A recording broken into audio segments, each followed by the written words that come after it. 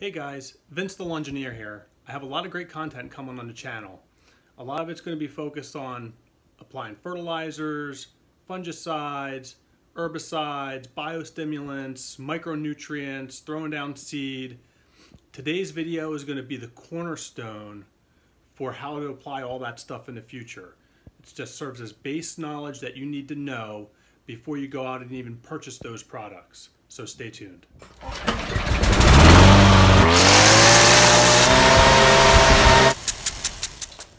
32 pounds per 2,500 square feet, 1 ounce per 1,000 square feet, 4 to 8 fluid ounces per acre.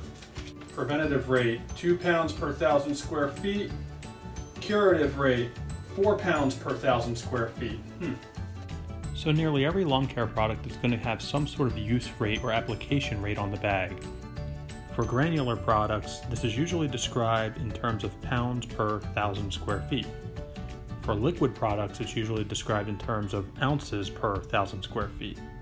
It's important to read the labels on the products that you're using so that you understand what the safety precautions are, the use rates are, their intended use, their restrictions, and also to know where, when, and how to apply the products.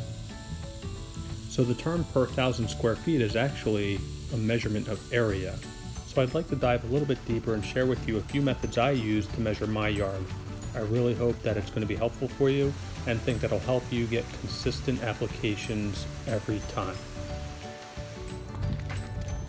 So the first method is rather simple, but can really only be used on square or rectangular lots.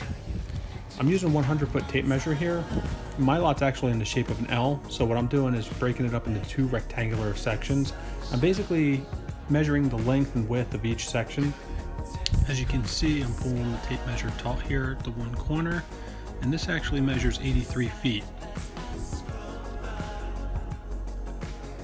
As I pull the tape measure across the width of this section, it measures 20 feet. That results in a total square footage of 1,660 square feet.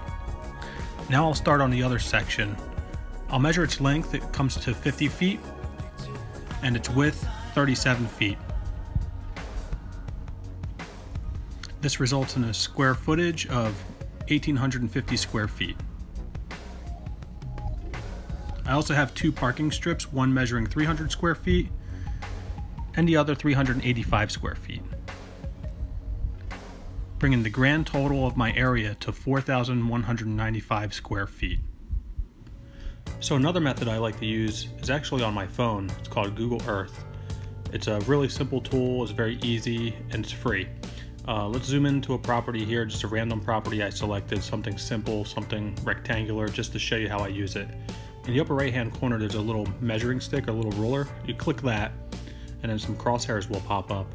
You'll just line those crosshairs up by using your finger and dragging it over to your start point, and click add point in the bottom right hand corner, and then you'll just start going around the entire property measuring out the yard. Here I'm measuring out what appears to be the property line along the back fence up to the sidewalk, and up and over to the driveway. Looks like this property has a nice sidewalk and maybe some what looks like a garden bed around the front of their house, some nice landscaping. And that's the nice thing about this tool, is that you could just go around and measure outside all of these irregular shapes, and it just adds up the area for you. There's no real math to it. It's simple, it's easy to use, and it's right in your pocket. Coming to the end here, we're just going to close up the loop. As you get close to that last dot, it's going to say to close, and it's going to give you an area. Here we've got 9,756 square feet. So I want to show you some limitations of this phone app, and also share with you another method you can use to get around it. Here we have a property with a lot of trees. It's overgrown, it's hard to see the grass, you can't really trace out your limits. But Google Earth has a desktop app that you can use. You load that up, it's also free, and it's very useful, has very similar features except expanded features because it's on the desktop computer. So we'll zoom into that same exact lot. Again, random lot, I don't know these people, but if it has a cool tool, it's called like a timeline or history tool. You click on that, you can you can go back in time and see historical images. You can also zoom into the street level and see what the property looks like. Now, you'll know what your property looks like. You'll know the layout of your land. But maybe you're working with clients and you don't know the layout of their land and you've never been to their site before, so you can use this tool to clearly see everything and go back in time. So let's do an example here. We're actually using an image from the winter. It's I believe February of 2019. You can add a polygon, give it a name, you can select the color, you can set its transparency. I'm using green for grass. And then what we'll do is you keep that property box open and you just go around and you just simply trace out what you're going to do, except, you know, instead of using your finger, you're using your mouse. And we're just going to trace out what we think is the front yard here. And as we come to the end, you're going to see it, we're going to go into the measurements section of the property box. We're going to switch that to square feet, and the area is actually just over 3,000 square feet. Now let's do the same for the backyard. Looks like they have a driveway here, a garage. Let's click on that polygon button again. We'll call this the backyard.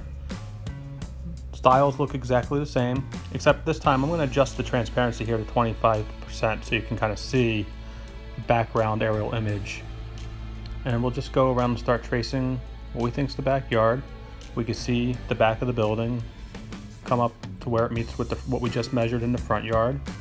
Now we can see the driveway. We'll trace out the garage. Very quick and easy, and if you need to, you can go back and you can tweak some of the points if you want to be real precise. And then once you check the measurements, this is over about 6,500 square feet. You go back to properties to see what your measurements are. And the nice thing about Google Earth on the desktop is you could save these layers, so you always have these like a digital property map that shows your areas on your property or your clients' properties.